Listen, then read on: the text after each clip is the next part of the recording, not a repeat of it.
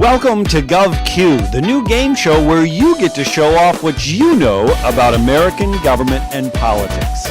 My name is Mr. Review, and I'm here to make the complex simple and the confusing clear. How does Govq work? Simple. I'll read you 10 questions. Answer the first question correctly and keep playing. Answer all 10 questions correctly, and you're the big winner. Wait a minute. You're the winner? Democracy is the big winner. Welcome to Govq. Let's play. Question number 1.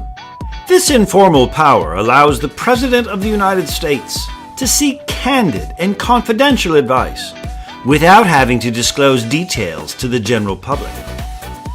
These are called executive agreements, executive orders, executive privilege.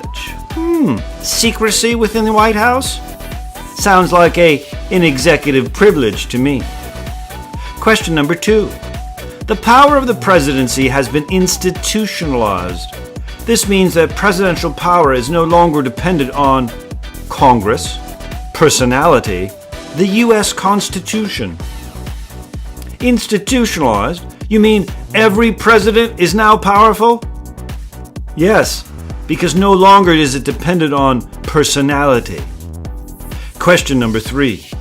The federal impeachment process requires the Congress to impeach and the Supreme Court to remove, the House to impeach and the Senate to remove, the Senate to impeach and the Supreme Court to remove. Impeachment. Always good to review this. The House impeaches and the Senate holds the trial to remove. Question number 4. Presidents can expect the greatest cooperation from Congress soon after midterm elections, in matters relating to foreign policy, in matters relating to education policy. Cooperation from Congress? In matters relating to foreign policy. Bombs away! Question number 5. The White House office is made up of hundreds of advisors to the president. Many of them are veterans of the president's campaign staff, former congressional advisors, state legislators. The White House office, the president's closest allies, friends.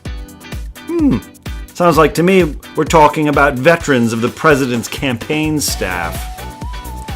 Question number 6. The constitutional duty of the Vice President is to counsel the President, preside over the Senate, open up the Supreme Court. Peekaboo! Vice President? Constitutional duty? Not many duties. The Vice President presides over the Senate. Be lucky if you see him there more than once a term. Question number 7. The primary function of the White House office staff is to create the budget, work with members of Congress, advise the President. President needs a lot of advice. The White House office staff advises the President. Question number 8. Who is currently responsible for preparing the United States government's budget? The executive branch, the House of Representatives, the Senate. Well, the House and the Senate approve the budget, but the executive branch prepares the budget. Question number 9. Which of the following is the U.S. government's most expensive and costly line item in the annual budget? Defense, government salaries, Social Security.